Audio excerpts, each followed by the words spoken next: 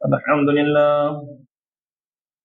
لله نحمده ونستعينه ونستغفره ونؤمن به ونتوكل عليه ونعوذ بالله من شرور أنفسنا ومن سيئات أعمالنا ومن يهده الله فلا مضل له ومن يضلله فلا هادي له وأشهد أن لا إله إلا الله وأشهد أن محمدا عبده ورسوله أرسله الله بالحق بشيرا ونذيرا أما بعد فإن خير الحديث كتاب الله وخير الهدي هدي محمد صلى الله عليه وسلم وشر الأمور محدثاتها وكل محدثة بدعة وكل بدعة ضلالة وكل ضلالة في النار.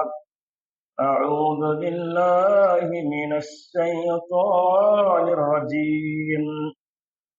بسم الله الرحمن الرحيم.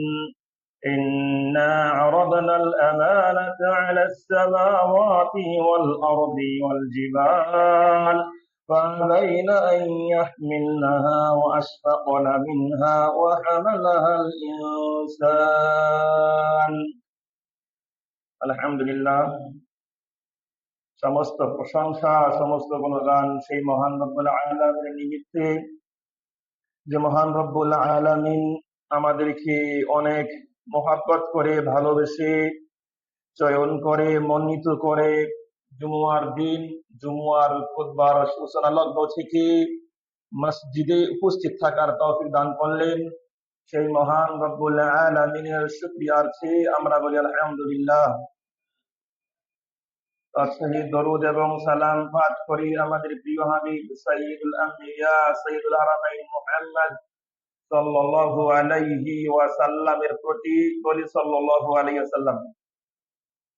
আজকে আমার সামনে সম্মানিত উপস্থিতি এবং পর্দার আলে মা বোনেরা, আজকে আমি আপনাদের সামনে যে বিষয়কে কেন্দ্র করে আলোচনা করব সেটি হচ্ছে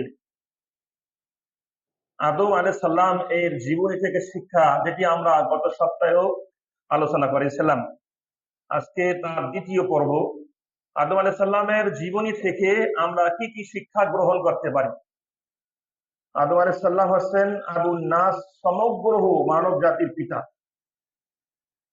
আদম আলাইহিস সালামের জীবনী থেকে আমাদের অনেক শিক্ষা রয়েছে, অনেকগুলোই আমরা জানি, তারপরও যা স্মরণ করিয়ে দেওয়ার জন্য নতুন ভাবে আমরা কি কি বুঝলাম সেগুলো বুঝে এবং আমরা যেন আমাদের জীবনে বাস্তবায়ন করতে পারি, আল্লাহ আমাদের সকলকে সেই তৌফিক দান করুন বলি আল্লাহুম্মা আমিন।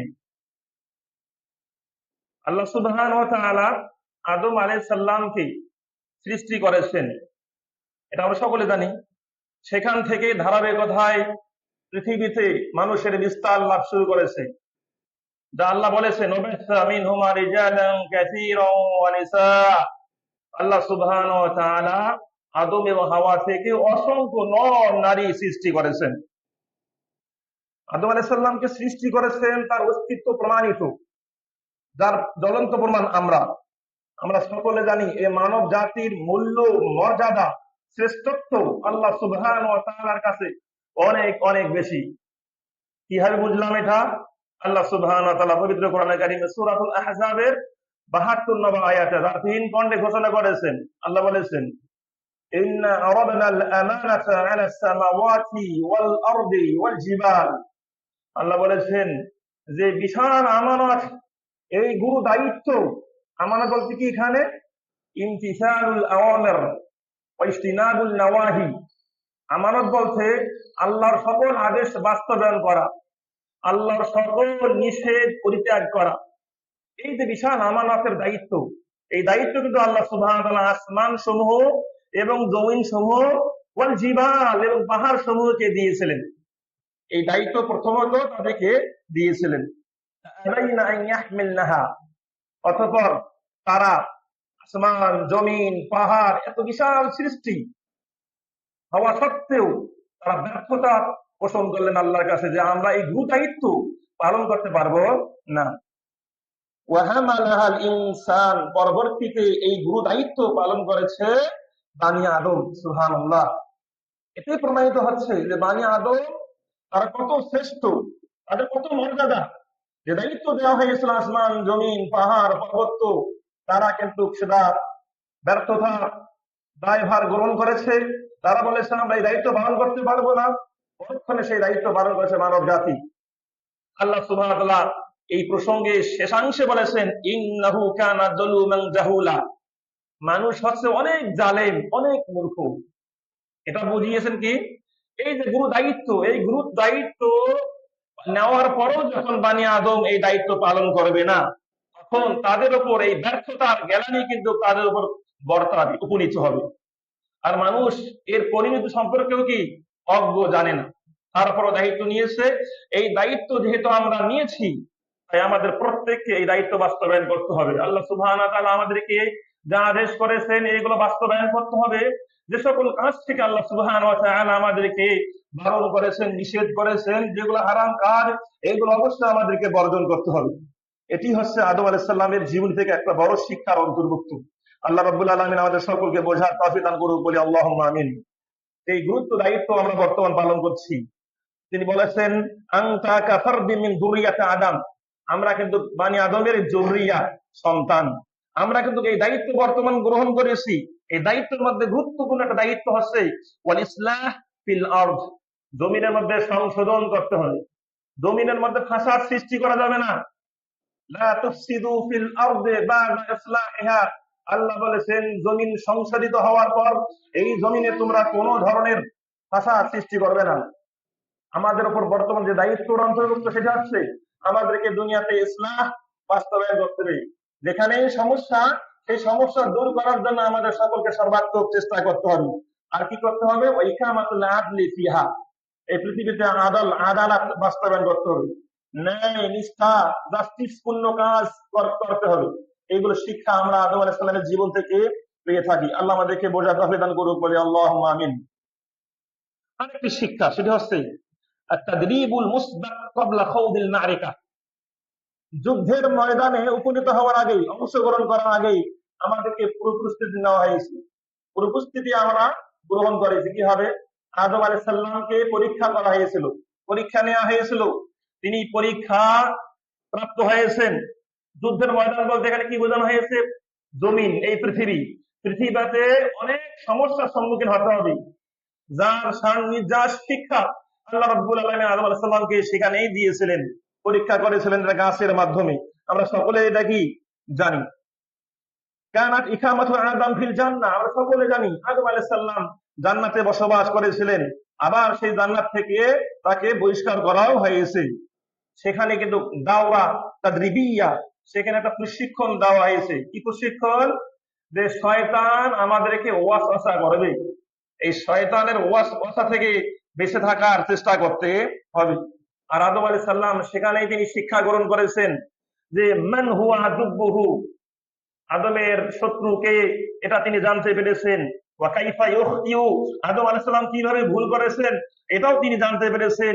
ওয়া কাইফা ইয়াতুবু, ভুল করার পর যে একজন মানুষ আল্লাহর কাছে ফিরে আসবে, আল্লাহর কাছে তওবা করবে, এটাও তিনি শিখতে পেরেছেন। সুতরাং আমরা এখান থেকে যেগুলো শিক্ষা পাই সেটি হচ্ছে বানি আদমের ভুল হওয়া স্বাভাবিক, ভুল হতেই পারে। এই ভুল থেকে শুধরিয়ে নিয়ে, ভুল থেকে বের হয়ে আমাদেরকে তওবার পথ গ্রহণ করতে হবে।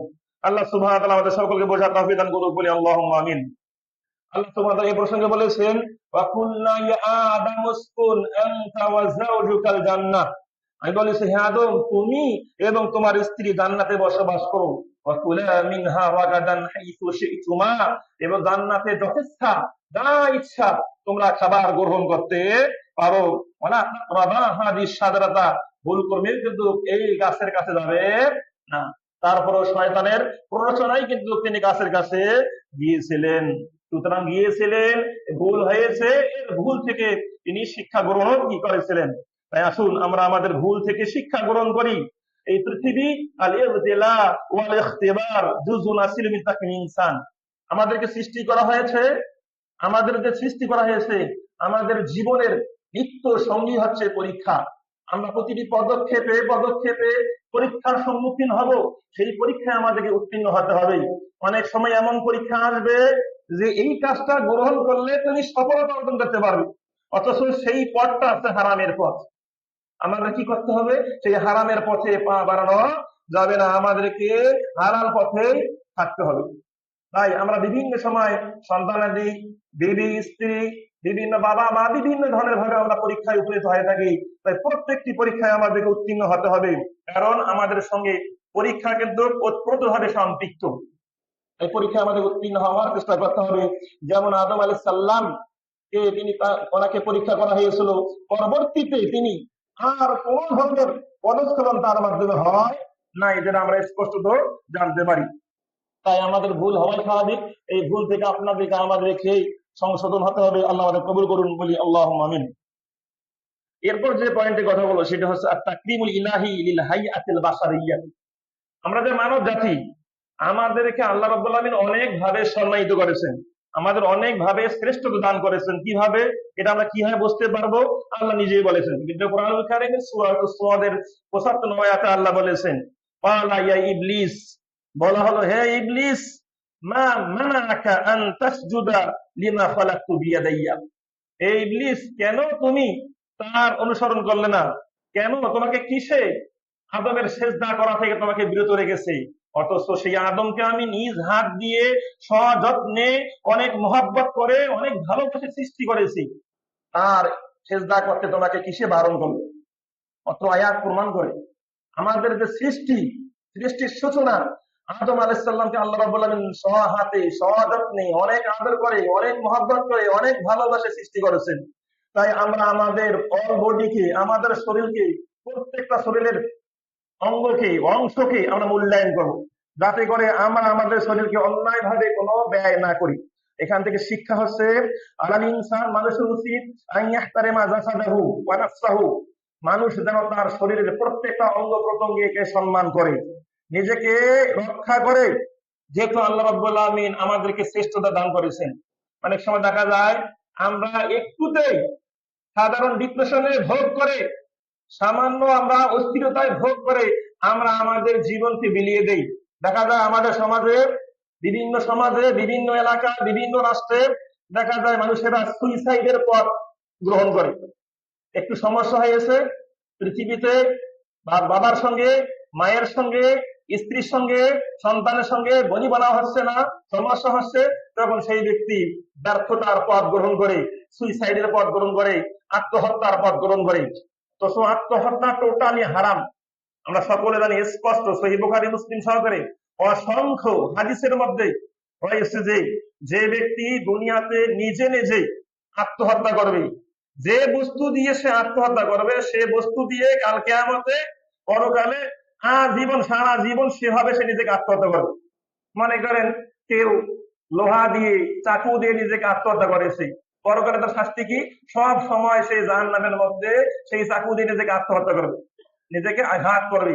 যদি কেউ বিষ পান করে মৃত্যুবরণ করে, পরকালে সে সব সময় বিষ গলধকরণ করবে, বিষ গিলবে, বিষ খাবে, এভাবে সে নিজেকে শাস্তি প্রদান করবে। সুতরাং এই ধরনের নেককার কাজ, ঘৃণিত কাজ, আত্মহত্যার পথ যেন আমরা না বেছে নেই, আমাদেরকে ধৈর্যের পথ গ্রহণ করতে হবে। আল্লাহ আমাদেরকে বোঝার তৌফিক দান করুক, বলে আল্লাহুম্মা আমিন। কারণ এই শরীরটা আমরা নিজে গঠন করিনি, এই শরীর আল্লাহ প্রদত্ত, আল্লাহ আমাদেরকে দিয়েছেন। কত সুন্দর ভাবে আল্লাহ সুবহানাহু ওয়া তাআলা আমাদের দুই চোখ দিয়েছেন, দুই কান দিয়েছেন, কত সুন্দর চেহারা দিয়েছেন, দুই হাত দিয়েছেন, দুই পা দিয়েছেন। এই আল্লাহ প্রদত্ত শরীরকে আমি নষ্ট করতে পারি না। আল্লাহ আমাদেরকে বোঝার তৌফিক দান করুক, বলে আল্লাহুম্মা আমিন। পাশাপাশি আপনাকে আমাকে এই বডি যেন আল্লাহর আনুগত্যমূলক কাজে ব্যয় হয়, ব্যবহার হয়, আল্লাহর পথে যেন এই শরীর থাকে, সেই শিক্ষাও কিন্তু আমরা অত আয়াত থেকে পাচ্ছি। আল্লাহ রাব্বুল আলামিন আমাদের সকলকে বোঝার তৌফিক দান করুক, বলে আল্লাহুম্মা আমিন। আরেকটা শিক্ষা আমরা নেব এখান থেকে, সেটা হচ্ছে আদম আলাইহিস সালামের জীবন থেকে, সেটা হচ্ছে কানুনুল হিদায়াহ আল মাদমুনা লিমান ইত্তাবা আল মানহাজা। যারা আমরা আদম আলাইহিস সালামের জীবন চর্চা করব, তার বায়োগ্রাফি চর্চা করব, সেখান থেকে শিক্ষা নেব। অবশ্যই প্রত্যেকের উচিত তারা সেই নবী পদ্ধতি গ্রহণ করা, আদম আলাইহিস সালামের পদ্ধতি গ্রহণ করা। এই প্রসঙ্গে আল্লাহ রাব্বুল আলামিন বলেছেন, ইম্মা ইয়াতিয়ান্নাকুম মিন্নি হুদান ফামান তাবিআ হুদায়া ফালা ইয়াদিল্লু ওয়ালা ইয়াশকা। আল্লাহ বলেছেন, তোমাদের নিকট আমার পক্ষ থেকে হেদায়েত আসবে। হেদায়েত মানে নবীদের অনুসরণ, নবীদের অনুসরণ, যে নবী যে জাতিতে প্রেরণ করা হয়েছে তাদের অনুসরণ, তাদের অনুসরণ যদি আমরা করতে পারি তাহলে আমরা অবশ্যই হেদায়েত প্রাপ্ত হব। আল্লাহ বলেছেন, ফালা ইয়াদিল্লু ওয়ালা ইয়াশকা, যারা হেদায়েতের অনুসরণ করবে, আল্লাহর হেদায়েতের অনুসরণ করবে, তারা কখনোই পথভ্রষ্ট হবে না, তারা কখনোই চিন্তিত হবে না, কষ্টপ্রাপ্ত হবে না। তাই আমরা যদি নাজাত পেতে চাই তাহলে নববী জীবন থেকে আমাদের প্রত্যেককে শিক্ষা গ্রহণ করা উচিত, তাদের মানহাজ, তাদের পদ্ধতি ফলো করা উচিত। আল্লাহ রাব্বুল আলামিন আমাদের সকলকে বোঝার তৌফিক দান করুক, বলি আল্লাহুম্মা আমিন। এজন্য একটাই পথ, মুক্তির একটাই পথ, সেটি হচ্ছে ওহীর পথ গ্রহণ করা। মুক্তির একই পথ, সেটি হচ্ছে ওহীর পথ গ্রহণ করা, নবীদের পথ গ্রহণ করা। এই শিক্ষা নিয়েই আমরা আমাদের সামনের জীবন পারাপার করার চেষ্টা করব। আল্লাহ আমাদের সকলকে বোঝার তৌফিক দান করুক, বলি আল্লাহুম্মা আমিন। আরেকটি শিক্ষা আমরা আদম আলাইহিস সালামের জীবন থেকে সংক্ষিপ্ত পরিসর নিতে পারি, সেটি হচ্ছে আত-তাহযীর মিন তুলিল আমাল ওয়াল গুরুর। আমাদেরকে সতর্ক থাকতে হবে, কোন দীর্ঘ জীবনের আশা আকাঙ্ক্ষা করা যাবে না, ধোঁকা থেকে আমাদেরকে বেঁচে থাকার চেষ্টা করতে হবে।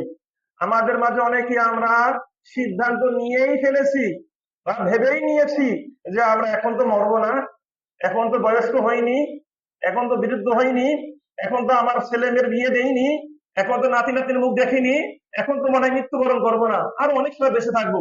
এই যে দীর্ঘ পথ, দীর্ঘ জীবন পাবেন, এই ধোঁকা থেকে আপনাকে আমাকে বেঁচে থাকতে হবে। কে তখন মৃত্যুবরণ করে কেউ জানে না।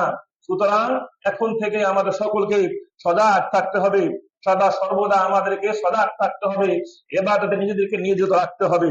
শয়তান কিন্তু সবসময় আমাদেরকে ওয়াসওয়াসা দেয়, কুমন্ত্রণা দেয় যে তোমরা আরো অনেক দিন বেঁচে থাকবে, আরো অনেক হায়াত পাবে, এখন এই কাজ করার দরকার নাই, এখন ভালো কাজ করার দরকার নাই, এখন সালাত শুরু করার দরকার নাই, এখন সিয়াম পালন করার দরকার নাই, এখন হজ করার দরকার নাই, 10 বছর পরে হজটা করো না, অসুবিধা দেখি, আরো টাকা ইনভেস্ট করো, আরো টাকা জমাও, 10 বছর পরে গিয়ে হজ করো। দেখা যায় কিছুদিনের মধ্যে আবার ঠুস হয়ে গেল, মারা গেল। এই যে শয়তানের ওয়াসওয়াসায় পা দিয়ে আমরা আজকে কি হচ্ছে নিজেদেরকে ক্ষতিগ্রস্ত করছি। শয়তান কিন্তু ঠিক সেভাবেই আদম আলাইহিস সালামকে ওয়াসওয়াসা দিয়েছিল, বলেছিল যে এই গাছের ফল খাও, যদি ফল খাইতে পারো তুমি চিরস্থায়ী জীবন যাপন করতে পারবে, তুমি এমন রাজত্ব পাবে যে রাজত্ব কখনো শেষ হওয়ার মতো নয়। আল্লাহর ভাষায় বলি, আল্লাহ সুবহানাহু যেভাবে বলেছেন, আল্লাহ বলেছেন, ক্বালা ইয়া আদম, হে আদম, আলা দুল্লুকা আলা শাজারাতিল খুলদি ওয়া মুলকিন লা ইয়াবলা, আমি কি তোমাকে এমন এক স্থায়ী গাছের সংবাদ দেব না, যে গাছের ফল আহরণ করতে পেলে, যে গাছের ফল খেতে পারলে তুমি স্থায়ী বসবাস করবে এই জান্নাতে, এখানে কখনো বের হবে না, এমন রাজত্ব পেয়ে যাবে যে রাজত্ব কখনো শেষ হওয়ার মতো নয়। এই বাক্য থেকে, এই আদম আলাইহিস সালামের জীবনী থেকে আমাদের শিক্ষা আছে, আমাদেরকে লম্বা জীবন পাবো, স্থায়ী বসবাস করব, এই চিন্তায় করলে কিন্তু আমরা ক্ষতিগ্রস্ত হয়ে যাব, আমরা ধোঁকাগ্রস্ত হয়ে যাব। আমাদেরকে সার্বক্ষণিক এই চিন্তা করতে হবে, হয়তোবা এই দিনটি আমার জীবনের শেষ দিন, এই মুহূর্তই মনে হয় আমার জীবনের শেষ মুহূর্ত। এটা মনে করে আপনার জীবনকে সাজাতে হবে, এটা মনে করে আপনার জীবনকে সাজিয়ে আল্লাহর সঙ্গে কিভাবে সাক্ষাৎ করবেন সেই প্রস্তুতি আপনাকে আমাকে নিতে হবে। শয়তান সবসময় ধোঁকা দিচ্ছেন, আমরা অনেক জীবন পাবো, অনেক হায়াত পাবো, এই ধোঁকাগ্রস্ত হলে চলবে না। আল্লাহ আমাদের সকলকে বোঝার তৌফিক দান করুক, বলি আল্লাহুম্মা আমিন। সার্বক্ষণিক সার্বক্ষণিক মৃত্যুর জন্য আপনাকে আমাকে প্রস্তুতি নিতে হবে, আমার জীবনকে সাজিয়ে গুছিয়ে নিতে হবে। আমাদের যে জীবনের ইনকাম গুলো রয়েছে, যে জীবনের যে ইনকাম করতেছি, যা করতেছি, এগুলো ভালো করে খেয়াল রাখতে হবে। আমার ভেতরে, আমার পকেটে যে টাকাগুলো প্রবেশ করতেছে, যে ইনকাম হচ্ছে, এই ইনকাম গুলো কতগুলো হালাল, কত হারাম, এগুলো খেয়াল রাখতে হবে, এগুলো যাচাই বাছাই করতে হবে, পর্যালোচনা করতে হবে, তবেই কিন্তু আমরা নাজাত পেতে পারবো। তাই আসুন আমরা সংশোধন হই, দীর্ঘ জীবন, দীর্ঘ হায়াত পাবো, এই ভ্রান্তিতে আমরা না ভুগি। আল্লাহ আমাদের সকলকে হেদায়েত দান করুন, বলি আল্লাহুম্মা আমিন। আদম আলাইহিস সালামের জীবনী থেকে আরেকটি শিক্ষা, সেটি হচ্ছে আত-তাওবাতু তাজুব্বু মা ক্বাবলাহা, আত-তাওবাতু তাজুব্বু মা ক্বাবলাহা। যদি আমরা প্রকৃতপক্ষে তাওবাতুন নাসুহা, খাঁটি তাওবা, ভালো তাওবা করতে পারি, তাহলে অবশ্যই পূর্বের যত গুনাহ আছে সব গুনাহ আল্লাহ মাফ করে দেবেন। সুবহানাল্লাহ। এজন্য আমাদের উচিত, আমাদেরকে খাঁটি তওবা করা উচিত। ওই যে আদম আলাইহিস সালামের ভুল হয়েছিল, আদম আলাইহিস সালামের ভুল হওয়ার সঙ্গে সঙ্গে তিনি কিন্তু তওবা করা শুরু করে দিয়েছেন। এখানে কি শিক্ষা পাচ্ছি আমরা? শিক্ষা পাচ্ছি আমাদের ভুল হতেই পারে, আমাদের ভুল হতেই পারে। যখনই ভুল হয়ে যাবে তখনই আপনাকে তওবা করতে হবে। যখনই কোনো পাপ হয়ে যাবে সঙ্গে সঙ্গে একটা ভালো কাজ করতে হবে। কারণ আমরা সকলে জানি ইন্নাল হাসানাত ইউযহিবনাস সাইয়্যাত, ভালো কাজগুলো খারাপ কাজকে মিটিয়ে দেয়, খারাপ কাজগুলো দূর করে দেয়। তা আসুন, যখন এই গুনাহ হয়ে যাবে, যখন এই পাপ হয়ে যাবে, যখনই আমরা ক্ষতিগ্রস্ত হয়ে যাব, যখনই আমরা পাপ করে ফেলবো, তখনই সঙ্গে সঙ্গে আমরা তওবার পথ গ্রহণ করব, সঙ্গে সঙ্গে একটা ভালো কাজ করার চেষ্টা করব। আল্লাহ সুবহানাহু ওয়া তাআলা পবিত্র কোরআনে কারিমে বলেছেন, আদম আলাইহিস সালামের কথা বলতে কি, আদম আলাইহিস সালাম যে সেই গাছের ফল খেয়েছিলেন, এই ভুল হওয়ার পর যখন তিনি তওবা করেছেন, এই তওবার পর বাদা তাওবাতে লাম ইয়াউদ আদম মুযনিবান, এই তওবার পর আদম আলাইহিস সালামের মৃত্যু পর্যন্ত আর কোনো ভুল করেনি। সুবহানাল্লাহ। এই তওবার পর তার জীবনের শেষ মুহূর্ত পর্যন্ত তার জীবনে আর কোনো ভুল ছিল না। তওবা কবুলের এটা একটা কি চ্যাপ্টার। তওবা কবুল হয়েছে কিভাবে বুঝবো? আমাদেরকে আল্লাহ কবুল করেছেন কিভাবে বুঝবো? ওই যে গুনাহটা করতেছিলাম, যে হারাম খাচ্ছিলাম, যে হারাম করতেছিলাম, যে পাপ করতেছিলাম, সেই পাপ থেকে তওবা করার পর দ্বিতীয়বার পরবর্তীতে যদি আমরা সেই কাজ না করি, বুঝতে হবে সেই তওবা কবুল হয়েছে। তাই এইভাবে আপনাকে আমাকে তওবা করতে হবে। যখন এই গুনাহ হয়ে গেছে, পরবর্তীতে যেন সেই গুনাহ আর পুনরাবৃত্তি না হয়, এইভাবে আপনাকে আমাকে তওবা করতে হবে। এটাই আছে তাওবাতুন নাসুহার সিস্টেম। আল্লাহ আমাদের সকলকে বোঝার তৌফিক দান করুক, বলে আল্লাহুম্মা আমিন। আল্লাহ সুবহানাহু ওয়া তাআলা তার প্রসঙ্গে বললেন, তুমাশতারাহু রাব্বুহু, আল্লাহ সুবহানাহু ওয়া তাআলা আদম আলাইহিস সালামকে চয়ন করলেন, মনোনীত করলেন, ফাতাবা আলাইহি, অতঃপর তার তওবা কবুল করলেন, হাদা, এবং তাকে হেদায়েত দান করলেন। সুবহানাল্লাহ। তাই আসুন, আমরা এই জীবন থেকে একটা শিক্ষা নেই, সেটি হচ্ছে আমাদের ভুল হয়ে গেলে আমরা তওবা করব। এখন আমাদের মাঝে একটা জিনিস কাজ করে, আমি পাপ করতেছি, আমি হারাম কাজ করতেছি, হারাম খাচ্ছি, খাচ্ছি, এর কোনো সংশোধন আমরা করতেছি না। আমাদেরকে সংশোধন যে করতে হবে, আমাদেরকে এটা পরিবর্তন করে যে ভালো পথ গ্রহণ করতে হবে, সেই পথ আমরা গ্রহণ করি না। আল্লাহকে আমাদের ক্ষমা করবেন? আল্লাহকে আমাদেরকে গ্রহণ করবেন? কখনোই না। ভুল করতেছি ঠিক আছে, এই ভুল থেকে তওবা করে ফিরে আসি, অবশ্যই আমাদের আগের ভুলগুলো সব মাফ করে দেবেন। আবার অনেক সময় আমরা ভাবি যে আমার জীবনে তো অনেক গুনাহ করেছি, এত পাপ করেছি, এত পঙ্কিলতা করেছি, এত গুনাহ করেছি, আল্লাহকে আমাকে মাফ করবেন? কখনো মাফ করবেন না। যে এই জিনিসটা ভাবাও কিন্তু কুফরি, এটা ভাবাও কিন্তু কুফরি। কারণ আল্লাহ বলেছেন, লা তাকনাতু মির রাহমাতিল্লাহ, আল্লাহর রহমত থেকে তুমি নিরাশ হও না। আল্লাহর রহমত থেকে নিরাশ হওয়া যাবে না।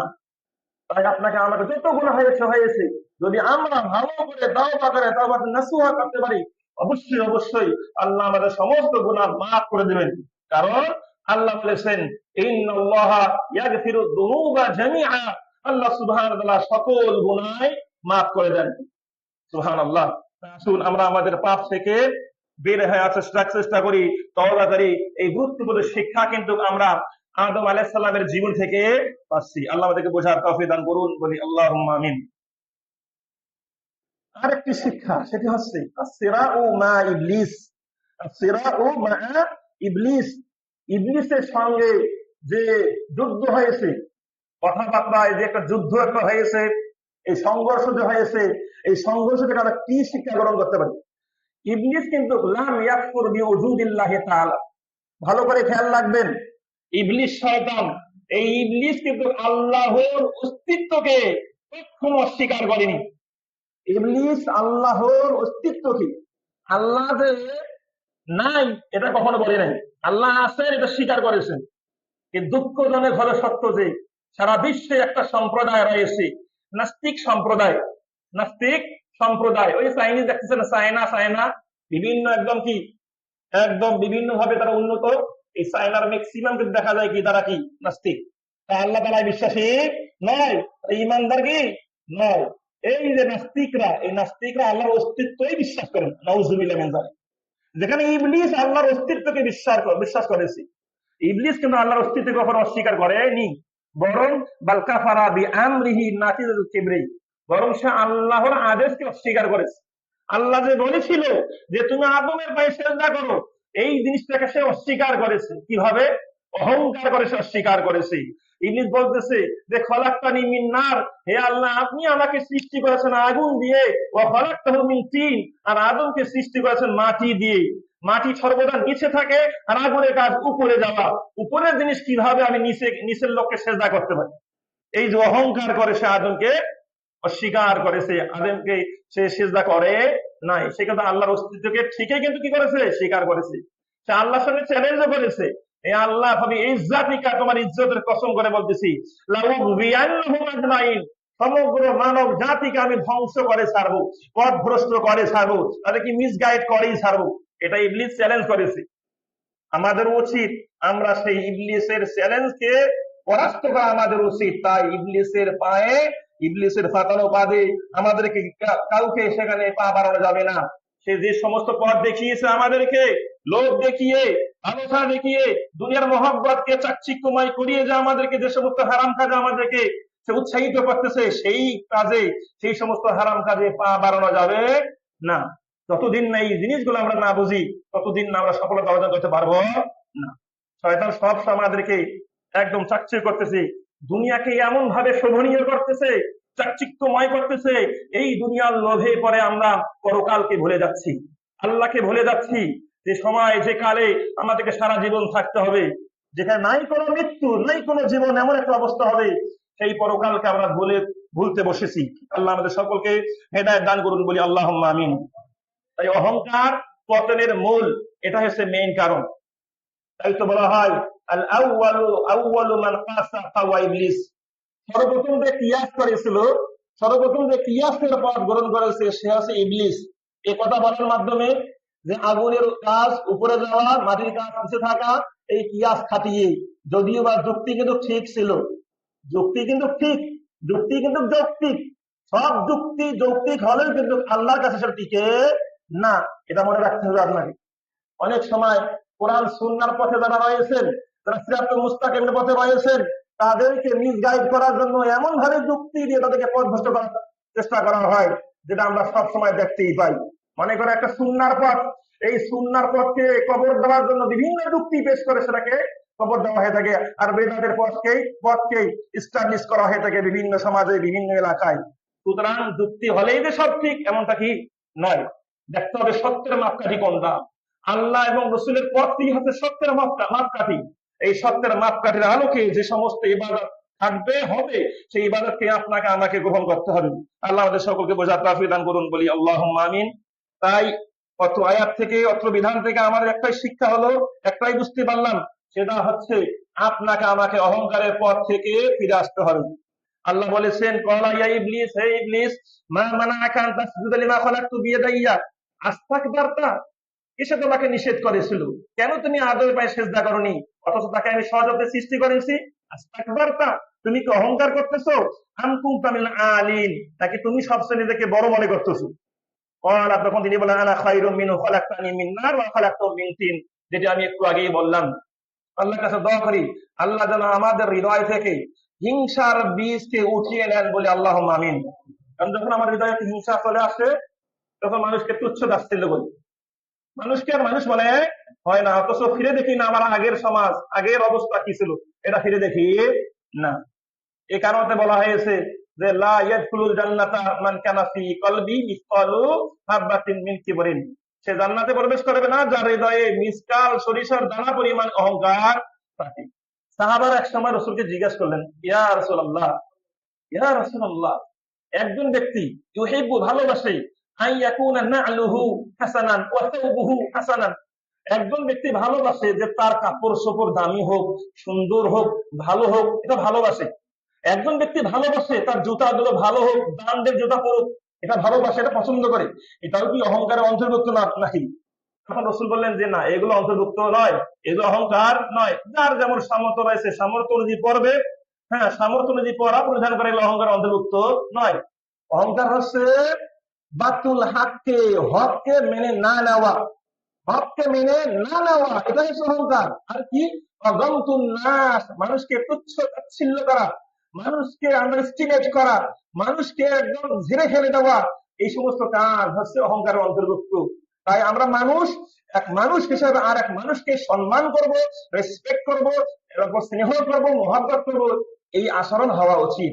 অহংকারের পথ বেছে নেওয়া উচিত নয়। আল্লাহ আমাদের সকলকে হেদায়েত দান করুন, বলি আল্লাহুম্মা আমিন। আদম আলাইহিস সালামের জীবন থেকে আরেকটি শিক্ষা হচ্ছে তবিয়াতুল ওয়াসওয়াসাতে আশ-শাইতানিয়াতে আত-তাদলিস ওয়াল ইয়ামিনুল কাযিবা, যেটা একটু আগে এর সান্নিধ্যে কাজ পেয়েছি আমরা। সেটা হচ্ছে ইবলিস সব সময় আমাদেরকে কুমন্ত্রণ দেয়, সব সময় আমাদেরকে কুমন্ত্রণ দেয়, ওয়াসওয়াসা দেয়, যার মাধ্যমে আমাদেরকে পথভ্রষ্ট করার চেষ্টা করে। কখনো বা সত্যকে মিথ্যা, মিথ্যাকে সত্যে রূপান্তর করে, কখনো বা মিথ্যা কসমের মাধ্যমে আমাদেরকে পথভ্রষ্ট করার চেষ্টা করে।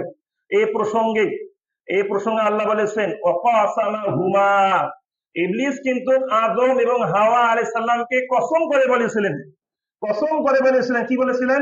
ইন্নী লাকুমা মিনান নাসিহিন, যে হে আদম, হে হাওয়া, কসম করে বলতেছি আমি তোমাদের জন্য হচ্ছে কি সৎ পরামর্শদাতা, আমি হচ্ছে তোমাদের শুভাকাঙ্ক্ষী, কসম করে বলতেছি আমার কথাটা মেনে নাও। ফাদাল্লাহুমা বিগুরুরিন, অত তাদেরকে ধোঁকায় ফেলে পথভ্রষ্ট করা হয়েছে। তাই অনেক সময় দেখবেন অনেকেই আমাদেরকে পথভ্রষ্ট করে, সত্যকে গোপন রেখে সুন্দর সুন্দর জিনিস প্রকাশ করে, সত্যকে গোপন রেখে আমাদেরকে পথভ্রষ্ট করার চেষ্টা করা হয়। অনেক সময় মন্দ যে কাজগুলো সমাজে ছড়িয়ে পড়ে, প্রথমে কিন্তু ভালো আকার ধারণ করে, ভালো আকার ধারণ করার মাধ্যমে প্রবেশ করে, এরপর আস্তে আস্তে তার খারাপ রূপটা কি হয়? প্রকাশ পায়। এইভাবে আমাদের মাঝে অনেক সময় খারাপ বাতিল পথগুলো আমাদের মাঝে অনুপ্রবেশ করে। সুতরাং সাবধান, সত্যকে সত্য হিসাবে মেনে নিতে হবে, শয়তানের পথ আমাদের অনুসরণ করা যাবে না। আল্লাহ সুবহানাহু ওয়া তাআলা বলেছেন আমরা যেন শয়তানের পদাচারণা অনুসরণ না করি, কারণ শয়তান হচ্ছে আমাদের প্রকাশ্য শত্রু। তা আসুন শয়তানের পথ থেকে, শয়তানের ওয়াসওয়াসা থেকে আমরা বেঁচে থাকার চেষ্টা করি। এর জন্য বিশেষ করে আমাদের প্রত্যেকের উচিত সকাল এবং সন্ধ্যায় যে জিকির আজকার গুলো আমরা তেলাওয়াত করি, পাঠ করি, বিশেষ করে সূরা নাস, সূরা ফালাক, সূরা ইখলাস, তারপর আউযু বিকালিমাতিল্লাহি তাম্মাতি মিন শাররি মা খালাক, বিসমিল্লাহিল্লাযী লা ইয়াদুররু মা ইসমিহি শাইউন ফিল আরদি ওয়ালা ফিস সামা ওয়া হুয়াস সামিউল আলীম। এই যে সমস্ত যত দোয়া আছে, এই দোয়াগুলো, জিকির আজকার গুলো সব সময় বেশি বেশি আমাদেরকে করতে হবে, সকালে করতে হবে, সন্ধ্যায় করতে হবে। রাসূলুল্লাহ সাল্লাল্লাহু আলাইহি সাল্লাম সব সময় নিয়মিত সকাল সন্ধ্যায় জিকির আজকার গুলো বেশি বেশি করতেন, শয়তান থেকে পানা চাইতেন। আল্লাহ রসুলকে শয়তান পথভ্রষ্ট করবে অসম্ভব, তারপরও রাসূলুল্লাহ সাল্লাল্লাহু আলাইহি ওয়াসাল্লাম নিয়মিত সকাল সন্ধ্যার জিকির আজকার করতেন, শয়তান থেকে পানা চাইতেন। তা আমাদেরকে শয়তানের পথভ্রষ্ট করা, শয়তানের পথে নিয়ে আসা খুব মামুলি ব্যাপার, খুব সামান্য ব্যাপার, একটু লোক দেখিয়ে আমাদের কি করে ভুল পথে নিয়ে যায়। তাহলে আমাদের কেমন বেশি, কেমন গুরুত্ব সহকারে এই জিকির আজকার গুলো পাঠ করতে হবে। আল্লাহ সুবহানাহু ওয়া তাআলা আমাদের সকলকে এই জিকির আজকারের প্রতি মনোনিবেশ প্রদান করা তৌফিক দান করুক, বলি আল্লাহুম্মা আমিন। আজকে আরেকটি পয়েন্ট বলে আলোচনা শেষ করব ইনশাআল্লাহ, সেটি হচ্ছে আল ইবতিলাউ বিল মানই লিমাযা শাজারা। আল ইবতিলাউ বিল মানই, আল্লাহ আমাদেরকে পরীক্ষা করেছেন আদম আলাইহিস সালামের মাধ্যমে, মানা করার মাধ্যমে, নিষেধের মাধ্যমে। ওই যে লা তাকরাবা হাযিহি শাজারা, ওই গাছের কাছে যেও না, এই যে শুধু একটা বাক্যের মাধ্যমে পরীক্ষা করেছেন। অথচ আমরা যদি খেয়াল করি, গবেষণা করি, বুঝতে পারবো ফিল জান্নাতে ওয়াসাতা মালানিল আশার মুবাহা, জান্নাতের মধ্যে মিলিয়ন কা মিলিয়ন, কত সংখ্যক যে গাছ রয়েছে তার কোনো হিসাব নেই। এত গাছ থাকা সত্ত্বেও শুধুমাত্র একটা গাছের মাধ্যমেই কিন্তু আদমকে পরীক্ষা করেছে। এটা কি বোঝা যাচ্ছে? এখান থেকে বোঝা যাচ্ছে ব্যক্তি স্বাধীনতাকে ভালো করে খেয়াল রাখতে হবে। ব্যক্তি স্বাধীনতা বলতে যদি আপনি বোঝেন নামাজ পড়বো না, ভুল পথে আছেন। ব্যক্তি স্বাধীনতা বলতে যদি বোঝেন আমার যা ইচ্ছা তাই করবো, অন্যায় করবো, হারাম খাবো, অমুক করবো, অমুক করবো, তাহলে আমি ভুল পথের মধ্যে রয়েছি। আমাদের বিভিন্ন হারাম কাজ করা যাবে না, এর মাধ্যমে আল্লাহ আমাদেরকে পরীক্ষা করেছেন। এই পরীক্ষায় যারা উত্তীর্ণ হতে পারবো, এটা বোঝা যাবে কি হবে? তখনই বোঝা যাবে যখন আমি সেই হারাম কাজগুলো করবো না। এই জিনিসগুলো কিন্তু এখান থেকে শিক্ষা পাওয়া যাচ্ছে। তাই অনেক সময় নিষেধের মাধ্যমে আল্লাহ রাব্বুল আমিন পরীক্ষা করেন, ঠিক যেমনি ভাবে আদেশের মাধ্যমে আল্লাহ কি করেন? পরীক্ষা। সালাত পড়ো, যাকাত দাও, সিয়াম রাখো, হজ করো, পর্দা করো, এগুলোর মাধ্যমে পরীক্ষা করেন। ঠিক তেমনি ভাবে শিরক করো না, জিনা করো না, গীবত করো না, চুরি করো না, জাদু করো না, মানুষের মাল নস্যাৎ করো না, ধ্বংস করো না, হারাম করতে থাকো না, এগুলোর মাধ্যমে আল্লাহ কিন্তু আমাদেরকে পরীক্ষা করছেন। যতক্ষণ না আমরা এই দুইটি জিনিস বুঝি, ততক্ষণ না আল্লাহ সফলতা অর্জন করতে পারবো না। এক, আল্লাহ সকল আদেশ বিধান পালন করতে হবে। দুই, আল্লাহ সকল নিষেধকে বর্জন করতে হবে। এই সকল শিক্ষা আমরা কিন্তু আদম আলাইহিস সালামের জীবনী থেকে পেয়ে থাকি। আল্লাহ সুবহানাহু ওয়া তাআলা আমাদের সকলকেই এই জীবনী গুলো থেকে শিক্ষা নিয়ে আমাদের জীবনকে সাজানো তৌফিক দান করুক, বলি আল্লাহুম্মা আমিন। আল্লাহর কাছে দোয়া করি আল্লাহ রাব্বুল আলামিন আমাদের সকলকে সিরাতুল মুস্তাকিমের পথে অবিচল রাখুন, বলি আল্লাহুম্মা আমিন।